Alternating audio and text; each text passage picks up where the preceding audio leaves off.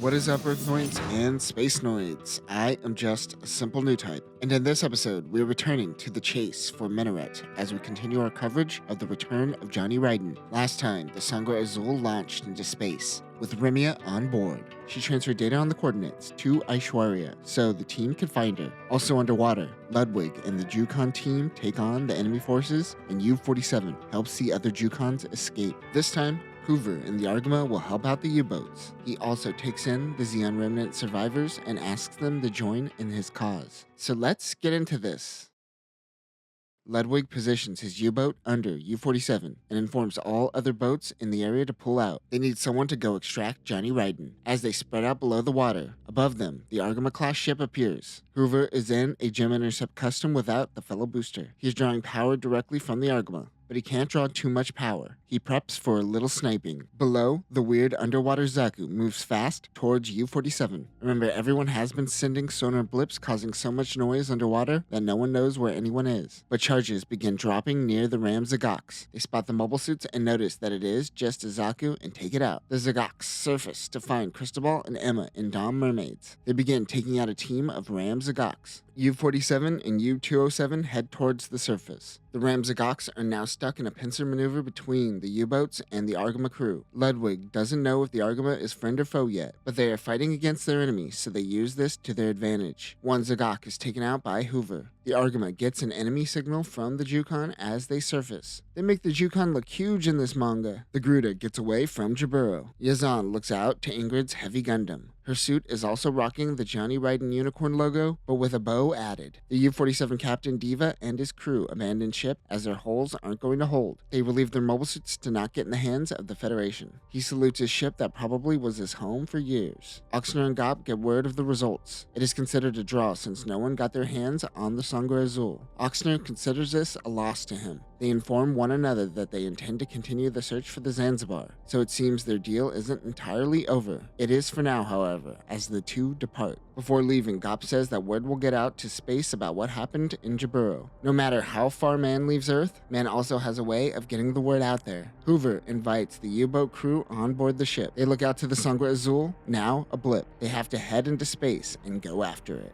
Simmons gets intel regarding the Sangre Azul heading into space. They haven't been able to get into contact with Emma and Cristobal. They prep for launch just in case. Gop and Ingrid meet with Yazan to discuss their next mission. Gop shows the two a picture of Horst Harness's Musai hanging out in Earth orbit. They don't seem to know who this is, but Gop's men are investigating. But it is very intriguing to Gop. 3 ships make a fleet, which is quite hard to do. This would require a lot of maintenance, and that maintenance would leave a paper trail. However, Gop is finding nothing. The Spacenoids are covering up their tracks and hiding Neo-Zeon remnants. They wonder who is rebuilding the scattered remnants so close to Haman's uprising. Yazan heard that the Federation captured Mena-Vazabi and is using her as a puppet. He wonders if the remnants are strong enough to acquire her. Gop lets them in on a Federation secret. The Mena-Vazabi they have is a fake. Let's give some context to the timeline. The first Neo-Zeon War ended in '89, where they found out that Mena-Vazabi was a fake. This conversation is happening in '91, and the events of this manga in '90 and '91. Mena-Va's events with Yuta in Moon Gundam are happening in '91 to '92.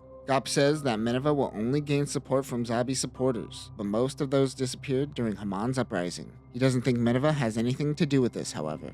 Yazan is quick to read between the lines and realizes that Gop thinks that Neo-Zeon are looking for Quattro Bagina, aka Char Aznable, aka Casaval Rim Daikun. Dude has as many names as the RZA, aka Prince Rakim, aka Bobby Dynamite. You get the picture. Gop says that Yazan's silence speaks many words. Most believe that Char was killed in action, and it is also EFF's official stance. The Musai's appearance means they at least know of Minaret or at least Sangre Azul's existence. On the colony Sweetwater, Horst Harness and the Musais make their way back home. Char personally meets Horst to reprimand him for his actions. Char meets with the colony higher-ups, including Horst. He pleads with Char to consider using Astaroth instead of 5th Luna for their attack. They have limited resources, and this would be the more effective and efficient approach to getting people off planet. You could already tell he is the self-defeating Char that we see in Char's counterattack. He recognizes Astaroth's effectiveness, but he wants Earthnoids to suffer great losses for immigrating off planet. He says that this is what is needed to create great new types. However, he says they will try to capture the Zanzibar. If they succeed, they will go with Horst's plan and keep 5th Luna in their back pocket. On board the Argama, the U-47 crew gets some food and some rest while Hoover debriefs the FSS team. He wonders who gave Led permission for this operation. Led plays dumb and says it was his own decision. He wants to know how Led and the gang got a hold of military-grade weapons. Led says it was a straw millionaire kind of situation. This isn't the first time this folklore came up during these videos. It is a story about a Buddhist who traded a straw until he eventually traded up to becoming a millionaire. He wonders where's Remia and tells him that that is a long story. He isn't buying any of this nonsense and tells everyone to leave except for Led and Scott. Since it is such a long story, he has time. He will hear him out. Outside of the briefing room, Uma Lightning runs, boobs first, into Emma. They haven't seen each other in quite some time since Uma gathered Emma, Siemens, and Cristobal together.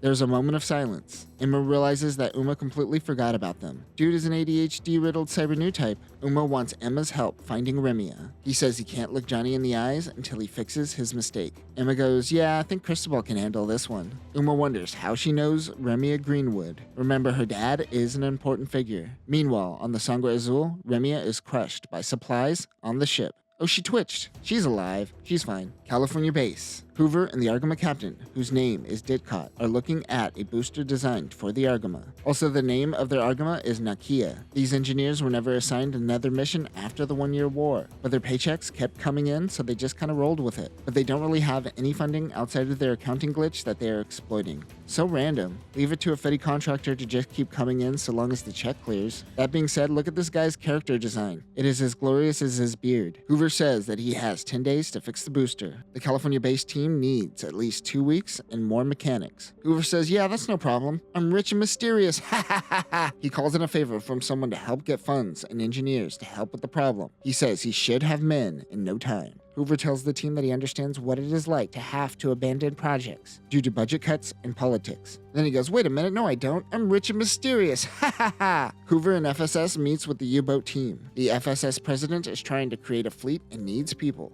They want the Xeon remnants to leave the oceans and come to space with them. They have 3 Musais from the 1-year war that they could use. They have the option. They could join the Federation and help them, they could head back to Side 3 and the Republic, or they could head back to the sea to fight another day as a Xeon remnant. Since U-47 is no more, Captain Diva agrees to join Hoover's fleet. Ludwig is more reluctant, but given the options and the decades of laying low, he believes that it is time for the old people to swallow their pride. He is in, but he wants to know what Johnny Ridden thinks, aka Led. Led simply says that all he could do is fight for the people in his life that he loves. They all agree to help out. Ditcott says that this is turning into a circus, but Hoover says this is where the fun begins. Hoover tells him that he kept his cool back there when he was being called Johnny Ridden. He walks away. Hoover says no matter how much you change, you are still Johnny. He lets Johnny and the other FSS members off the hook for their actions at Jaburo. As he leaves to check on Uma, Hoover is reminded of the past. We flash back to a battle in space. Ditcott is on the bridge. Many of the crew are young. He notes the military isn't what it used to be. They are protecting a medical Columbus-class ship. On the battlefield is Hoover and a Jim going by the name Ensign Wayline. They are able to protect the Columbus, but many on board are dead. They are looking for Johnny Ridden, but unable to find him. He is awakened from his flashback by Ditcott. Hoover tells him that Oxner confirmed it was Gop's men who attacked PMC Themis. He wonders if they informed Oxner of the particulars, but the two seem to keep details on the down low. Since Johnny Ridden is the key to Minaret, Hoover is concerned of what will happen if Led comes into contact with it. Ditcott says it is time that they hold hands with Oxner. A car rolls up in front of the Argama-class ship. It happens to be Jacobius, who is joining their team.